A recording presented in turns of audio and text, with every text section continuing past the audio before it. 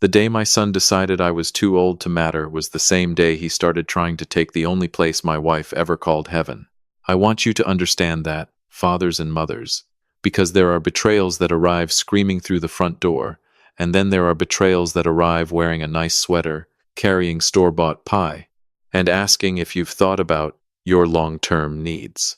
My name is Henry Caldwell. I'm 69 years old, and I live in a little brick ranch house outside Green Bay, Wisconsin, the kind of place where the furnace complains in January and the neighbors still wave even when they're mad about your leaves blowing into their yard. I'm a widower. My wife, Margaret, died 6 years ago from a stroke so sudden I still sometimes turn toward the kitchen expecting to hear her humming over the coffee pot. I have one son, Adam. I raised him, loved him, taught him how to hold a fishing rod, how to back a trailer into a narrow driveway, how to apologize without adding the word but. At least I thought I taught him that last one. And I had one piece of property that meant more to me than anything with a deed should ever mean to a man. Cedar Point Lodge, a 4-bedroom lake house in Door County, sitting on a quiet bend of water just north of Fish Creek, red cedar siding, stone fireplace. A dock Margaret painted blue one summer because she said brown docks looked like tired old men.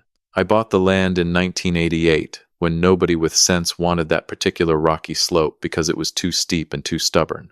Well, I was too steep and too stubborn myself back then. I built the place board by board, paycheck by paycheck, with help from 2 brothers from church and a plumber who still owes me $40 from $1,993. Today, that house is worth about $1.9 million. But to me, it was never a number. It was where Margaret danced barefoot in the kitchen when the radio caught the right song. It was where Adam caught his first walleye. It was where I stood on the deck the morning after my wife's funeral and realized silence could be heavier than furniture. So when my son looked me in the eye and told me, "Dad, you owe us that house," I want you to know I did not hear a request. I heard a door close. It began on a Sunday morning in April. I remember because I had just come home from the 8th service at St. Matthew's, and I was standing at the kitchen counter buttering toast when my phone, not a call from Adam, not a text. Not even one of those lazy thumbs-up messages people send when they want credit for caring. It was an Instagram notification from my sister Ellen. She had tagged me in a photo by mistake. There was my grandson, Luke, in a white baptism gown, held in Adam's arms outside St. Anne's Church in Madison. Adam was smiling. His wife, Vanessa, was smiling. Vanessa's parents were there. Her brother was there. Her cousins were there. Some man I had never met stood beside Adam with his hand on my son's shoulder like he had earned that place. There were balloons, a cake, a banner that said, "God bless Luke," and there was no me. I stood there with the butter knife in my hand, staring at the picture until the toast went cold. Now, I am not a dramatic man. I spent 42 years running Caldwell Electrical Services. You don't keep factory lines running and wire half the restaurants in Brown County by throwing fits every time life insults you. I know how to breathe through a problem. I know how to step back. I know how to count to 10, then count to 10 again, because the first 10 didn't do anything. But that morning, brothers and sisters, I forgot how to breathe for a minute. Luke was my only grandchild. My only one. I had bought him a little wooden rocking horse from a craftsman in Sturgeon Bay before he was even born. Margaret would have spoiled that boy rotten, and I had been doing my best to spoil him in her place. And they baptized him without telling me. I clicked through the photos like a fool looking for evidence that maybe I was wrong. Maybe it was a rehearsal. Maybe it was some early family gathering. Maybe the real ceremony was still coming. But then I saw the caption. "Beautiful day celebrating Luke with our whole family." Our whole family. That phrase sat in my chest like a stone. I set the phone down. I ate the toast because old men who live alone learn not to waste food. It tasted like cardboard and regret. Then I washed the plate, dried it, put it away, and stood in my quiet kitchen long enough for the refrigerator to kick on twice. Adam called 2 days later. "Dad, I know you probably saw the pictures." I did. It got complicated. Baptisms usually involve water, Adam, not complicated logistics. He sighed, the way grown children sigh when they want you to understand that your hurt is inconvenient. Vanessa's family was already in town. It came together fast. Your aunt in Milwaukee saw it in time to drive down. Silence. Then he said, Dad, can we not make this a thing?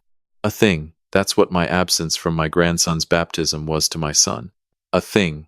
I looked out the window at the maple tree Margaret planted the year Adam graduated high school. It had grown crooked, but every fall it turned the color of fire.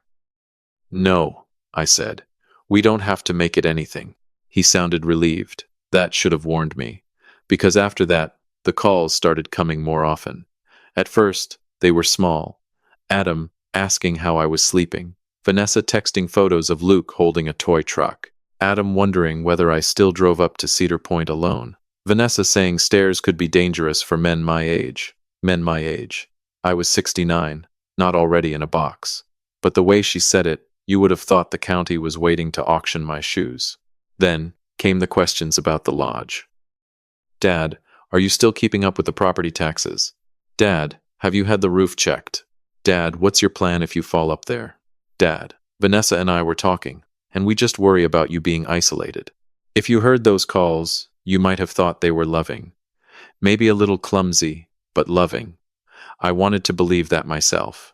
A father will dig through a barrel of nails looking for one soft thing if it means he can call his child kind. But I spent my life reading blueprints. I know when one line is leading to another. They weren't checking on me. They were measuring me. The visit came in late May, on a Thursday afternoon with rain tapping the windows and the whole sky hanging low over Green Bay. Adam and Vanessa pulled into my driveway in their silver SUV. Vanessa carried a lemon pound cake from a bakery, still in the box. Adam carried a folder. That folder told me more than the cake did. Dad, Adam said, stepping inside and hugging me with one arm. You look good. Vanessa kissed my cheek. Henry, this house is so cozy. I keep telling Adam you shouldn't be rattling around alone.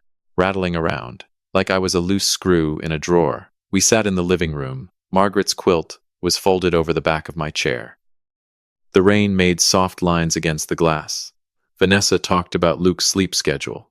Adam talked about work. Then Vanessa set the cake on the coffee table and leaned forward with the expression of a woman about to say something she had practiced in the mirror. Henry, we want to talk about Cedar Point. There it was. I looked at Adam. Do you? He opened the folder and pulled out a brochure from some estate planning firm in Madison. Glossy paper. Smiling, gray-haired couple on the front. Everyone in those brochures is always smiling like they've never paid a medical bill. Dad, you know I love that place, Adam said. We all do. And with Luke growing up, it just makes sense to keep it in the family. It is in the family. Vanessa smiled gently. For now. That was the first moment I felt something cold move through me. Adam cleared his throat. What we're thinking is, you transfer Cedar Point into a family trust. Vanessa's cousin works with these things. We'd manage it. You could still use it whenever you wanted, of course. Whenever I wanted? Within reason, Vanessa said quickly. We'd have to plan around rentals and family use. I looked at my son. Rentals? It's too valuable to just sit there most of the year, Adam said. We could generate income, help with Luke's future. Help with our mortgage, help everybody. Everybody, I repeated. He shifted on the couch. Dad, come on. You're almost 70. What do you need a big lake house for? There are sentences that do not sound loud when they're spoken, but they echo for years. I looked at him, and for just a second I saw the boy he used to be, standing on the dock in orange swim trunks, shouting, Watch me, Dad, before jumping into water he was afraid of. I had watched him then. I had watched him every day of his life. Now he could barely look at me. Vanessa reached over and put her hand on Adam's knee, the signal. He swallowed. Dad, you owe us this, he said. I'm your son. Luke is your blood. That house should come to us. The rain kept tapping the window. I picked up my coffee cup. It was empty, but I held it anyway because a man needs something in his hands when his heart is trying to leave his body. You didn't invite me to my grandson's baptism, I said. Adam closed his eyes. Dad, but I'm family enough for the house. Vanessa's face tightened. That's not fair. No, I said softly. It isn't. Adam leaned forward. So what are you saying? I stood up. My knees cracked, which annoyed me because I did not want to give them the satisfaction. I'm saying I need to make a call. Vanessa's eyes flashed toward Adam. She thought that meant I was calling their estate planner. Adam exhaled like a man who believed the hard part was done. I walked down the hall to my little office, closed the door, and stood there among old invoices, fishing photos, and a framed picture of Margaret holding a paintbrush beside that blue dock. Then I picked up the phone and called a number I had already written on a yellow sticky note 6 weeks earlier. "Martha," I said when she answered. "It's Henry Caldwell. I think it's time." My attorney, Martha Dugan, did not ask if I was sure. "That is one reason I respected her," she said. "Tomorrow morning? Can we do today?" There was a pause. "Come at 4. What Adam and Vanessa did not know was that I had been moving pieces since the Sunday I saw that baptism photo. Not because I wanted revenge. Revenge is hot. What I felt was colder than that. Clearer. The kind of clarity you get when you finally stop arguing with what someone has shown you. I had already called Martha. I had already reviewed the deed. I had already spoken with the county. I had already met with a man named Calvin Brooks, who ran a small nonprofit in Appleton called Second Start Trades. And that matters, so stay with me, because Cedar Point was never just a lake house. When I was 17, my father left our home in Oshkosh with 2 suitcases and a woman named Patty who wore too much perfume. My mother took night shifts at a paper mill and day shifts cleaning offices. I finished high school because a shop teacher named Mr. Larkin grabbed me by the back of my collar one afternoon and said, "Henry, being poor is not a personality. Learn a trade." He got me into an electrical apprenticeship. He taught me conduit bends, load calculations, and the kind of pride that comes from fixing something dangerous without needing applause. When I wanted to quit, he drove to my mother's house and sat on our porch until I came outside. When I started my own company years later, he sent me a card with one sentence inside. "Now, leave a ladder behind you." That sentence lived in my wallet for 34 years. After Margaret died, I began donating quietly to Second Start Trades. Not huge at first. $5,000 here, $8,000 there. They helped young men and women coming out of foster care, juvenile programs, bad homes, no homes, all the places where kids learn early that nobody is coming. They taught electrical basics, plumbing, carpentry, welding, HVAC, real work. Work you could feed a family with. I never told Adam. Not because I was hiding it, but because some things lose their shape when you turn them into announcements. Calvin Brooks was 62, a former union electrician with hands like old leather and a voice that could calm a room. When I called him after the baptism photo, I asked him one question. "What would it take to give your kids a real training campus?" He laughed once, then realized I wasn't joking. "Henry," he said, "are you asking me a dream question or a budget question?" "Both."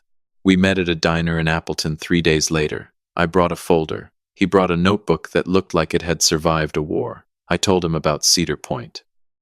I told him I was not handing over my whole life like a fool. I had my house in Green Bay. I had retirement accounts.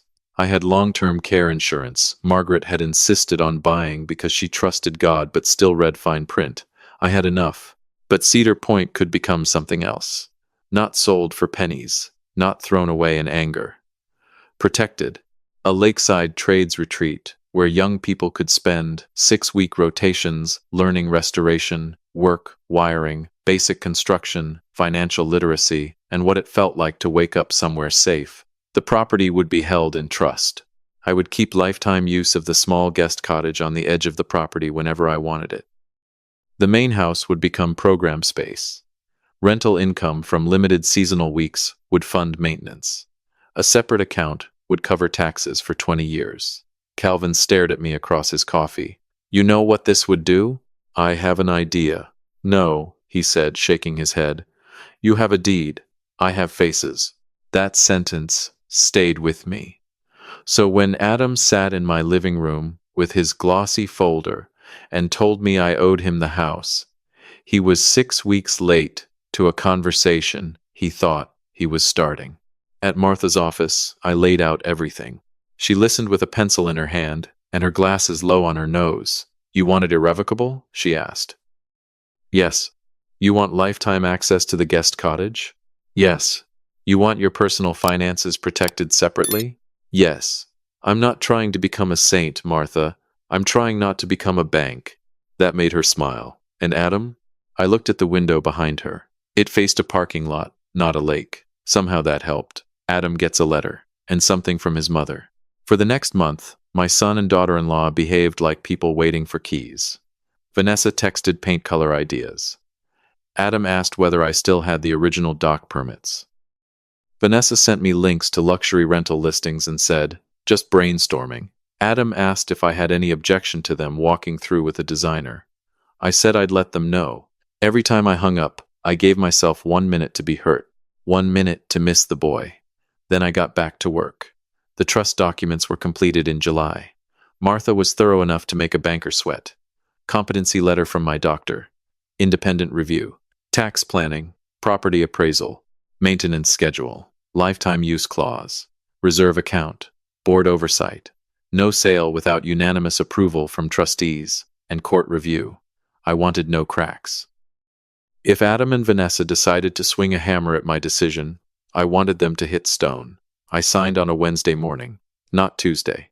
I remember because the farmer's market was setting up outside Martha's office, and I bought peaches afterward from a woman who called me honey, even though she couldn't have been more than 30. When I signed the final page, Martha capped her pen and said, Henry, this is one of the cleanest decisions I've ever seen you make. I laughed because I had known Martha through 3 business lawsuits, 1 contractor dispute, and the sale of my company. She had seen me make messy decisions. I wish it didn't have to be clean, I said. I know. I drove to Cedar Point that afternoon. The lake was silver under a cloudy sky. The house smelled like cedar and dust and Margaret's lavender drawer sachets, though those had been gone for years. I walked room to room slowly, not saying goodbye exactly. More like telling the house the truth before anyone else could lie about it. In the kitchen, I ran my hand along the butcher block counter where Adam used to do homework while Margaret made soup. In the loft, I found an old Monopoly piece wedged between floorboards. The little silver dog. Adam always fought to be the dog. In the bedroom, I opened the closet and took down Margaret's blue cardigan, the one she wore on chilly mornings on the dock. Then I went outside and sat at the edge of that ridiculous blue dock until the sun dropped behind the trees. You'd like this, I told her. The water answered the way water does, which is to say it didn't, but I heard her anyway. 2 days later, Adam called. Dad, Vanessa and I were thinking we could come up this Saturday. Maybe bring Luke. Talk through next steps. Come to my house in Green Bay Friday morning, I said. Martha will be here at 10. There was a pause. Martha? My attorney. His voice changed, just a little. Why do we need your attorney? To explain the paperwork. Oh, he said, and I could almost hear Vanessa listening beside him. Great. That's great. It was not great. Friday morning came bright and warm, the kind of July day Wisconsin gives you as an apology for February. I made coffee. I put Margaret's quilt over the armchair. I set a small wooden box on the side table. Then I waited. Martha arrived at 9:40 with a leather briefcase and the expression of a woman who had eaten men like Adam for breakfast and still had room for toast. At 10:03, the silver SUV pulled up. Adam stepped out wearing a button-down shirt and the confident face of a man who thinks inheritance is just love with paperwork. Vanessa wore white pants, which told me she expected no mud that day. She carried a tote bag big enough for documents, paint samples, and disappointment. Dad, Adam said, walking in. Morning. Vanessa smiled at Martha. You must be the attorney. I must, Martha said. We sat at the dining table, the same table where Margaret used to roll out pie crust, the same table where Adam had once carved his initials with a pocket knife, and then cried when I made him sand it smooth. Vanessa pulled out a pen.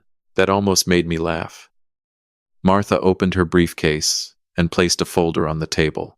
Not thick. Thick folders scare people slowly. Thin folders scare them fast.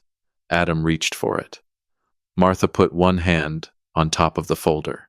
Before you read, she said, Mr. Caldwell asked me to clarify that Cedar Point Lodge is no longer available for transfer to you. Vanessa blinked. Adam stared at me. What does that mean? It means, I said, I didn't give it to you. His jaw tightened. Okay. So what are we discussing? Martha slid the folder across the table. Adam opened it. Vanessa leaned in. I watched his eyes move down the first page. I watched the confidence leave his face in stages. First confusion, then disbelief, then anger trying to dress itself as legal concern. Second Start Trades Legacy Trust, he said. Vanessa grabbed the page. This is some kind of nonprofit? It is, I said. Adam looked up. You put Cedar Point into a nonprofit trust? No.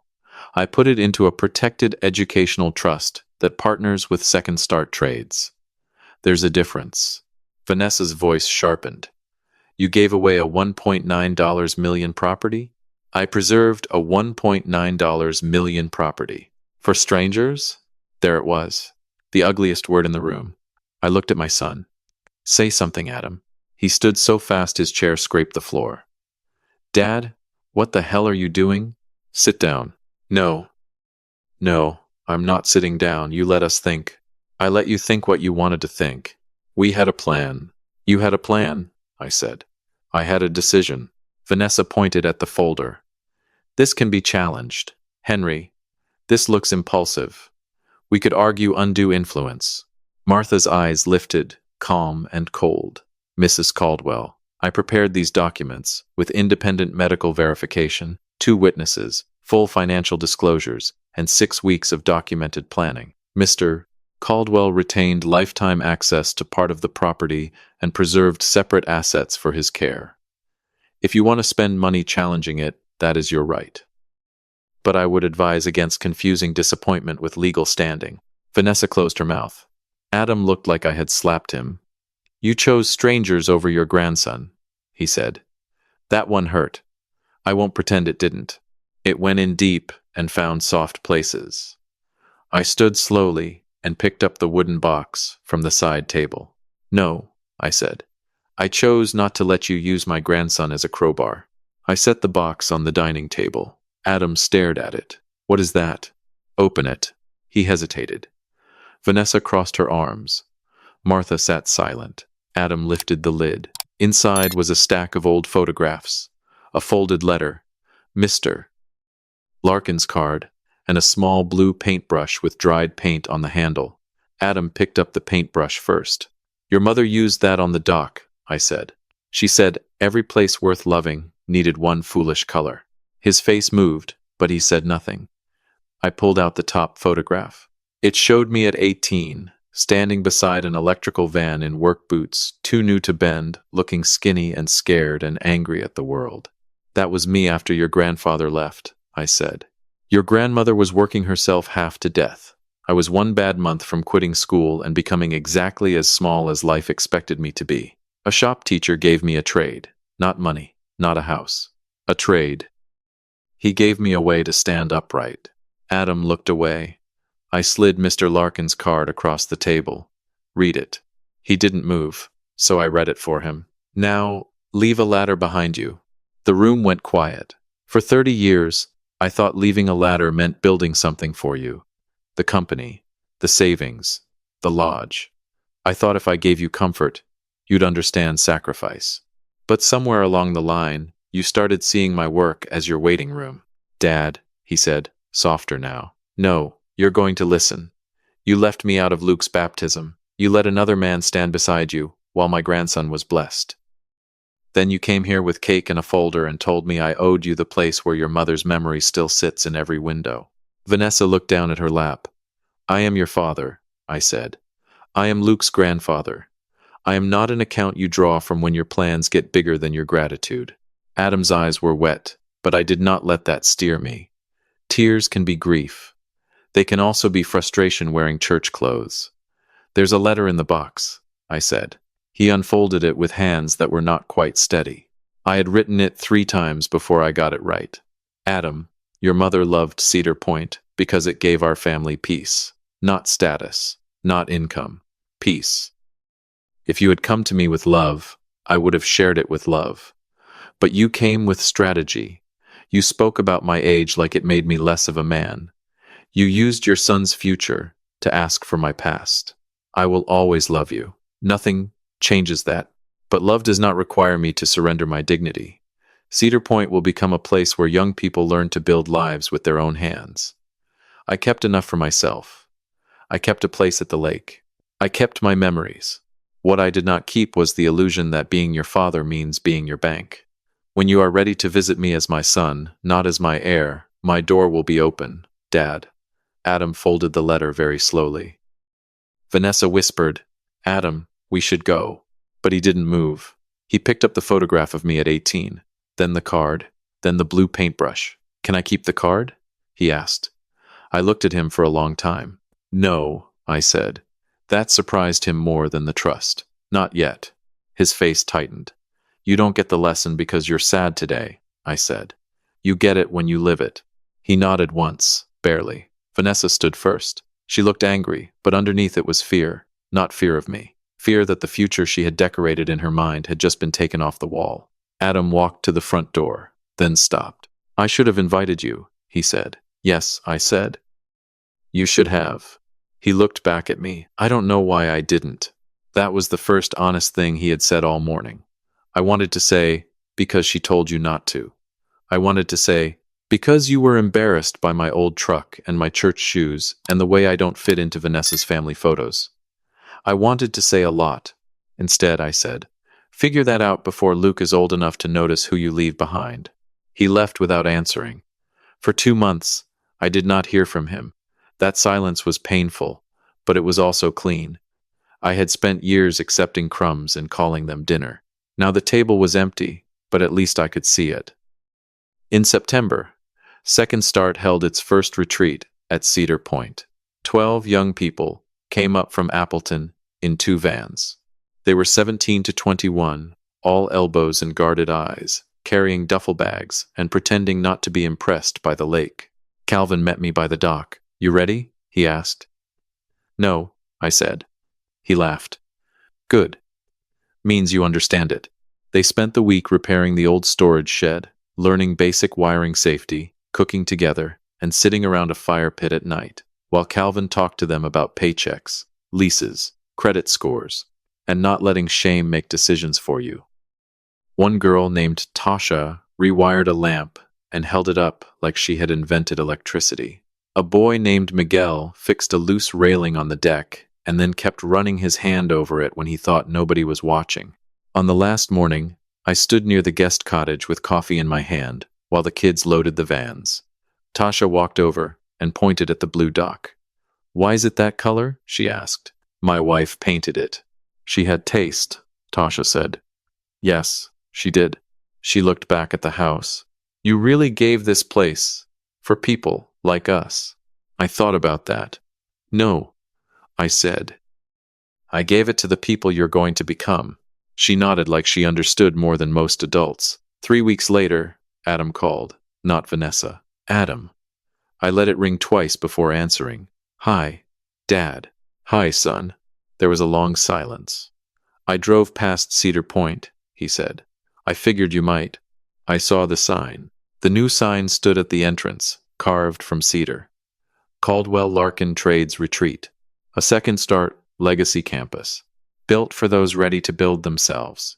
Margaret's name was on a plaque by the blue dock. Not because the place was named after her, but because she had made it home. Adam cleared his throat. Luke asked about you yesterday. That nearly broke me. What did you tell him? I told him you're his Grandpa Henry and that I made a mistake. I closed my eyes. Outside, the maple tree was just starting to turn. That's a start, I said. I want to bring him by, not to Cedar Point, to your house, just to visit. No talk about property. No talk about property. No, Vanessa managing the conversation. Another silence. She and I are working through some things. I'm sorry to hear that. Are you? I thought about lying. Then I didn't. I'm sorry Luke has to live near it. He breathed out, almost a laugh, almost a sob. Fair. When Adam brought Luke over the following Sunday, my grandson ran up my walkway holding a toy truck. He was too young to understand absence, too young to understand pride, too young to understand that adults can turn love into paperwork and then act surprised when it bleeds. He just knew me. "Grandpa," he shouted. "And friends, I don't care how old you are. When a child runs toward you like you are still part of the world, something in you stands up straight." Adam stood by the driveway, hands in his pockets, looking thinner than before. I picked up Luke and held him tight. Over his shoulder, I looked at my son. "You want coffee?" I asked. He nodded. We sat on the porch while Luke pushed his truck along the railing. Adam did not apologize perfectly.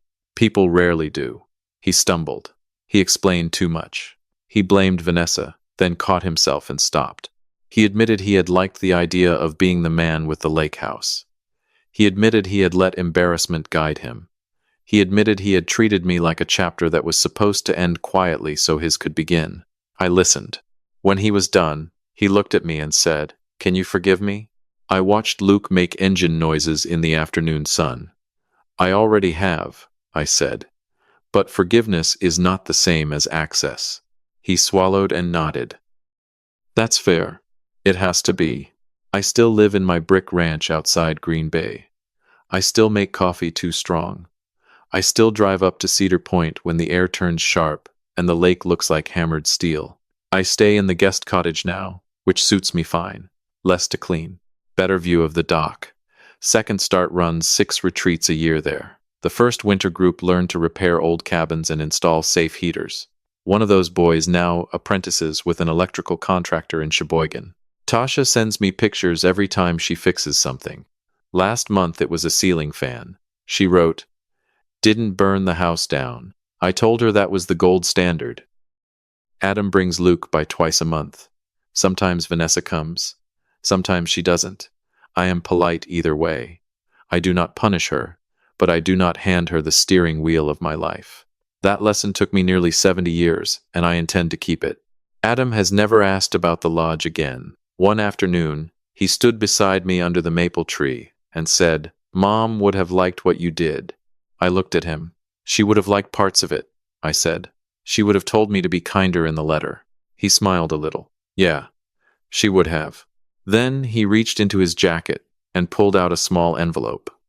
"I made a donation," he said, "to Second Start." Not huge. I took the envelope but did not open it.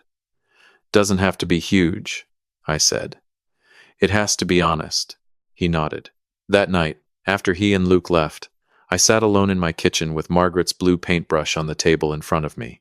I thought about sons and fathers, about houses and ladders, about how easy it is for love to become a debt if nobody guards the border. Here is what I know now. A child can carry your name and still forget your heart. A house can hold your memories and still become a battleground.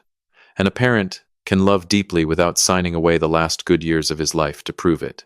I did not win because my son lost a lake house. I won because I stopped confusing being needed with being loved. I am Henry Caldwell. I am 69 years old. I am not too old to decide what happens to the life I built. I am not too lonely to know when I am being used. I am not so desperate for family that I will let family turn me into an inheritance with a pulse. I left my son a door. I left those young people a ladder. And for myself, finally, I kept the key. Love is not proven by surrendering everything we built. Sometimes it is protected by keeping healthy boundaries, while still leaving a door open for grace. Henry's gift reminds us that legacy is more than property. It is the courage to use our pain to lift someone else, and to keep one small key for our own peace.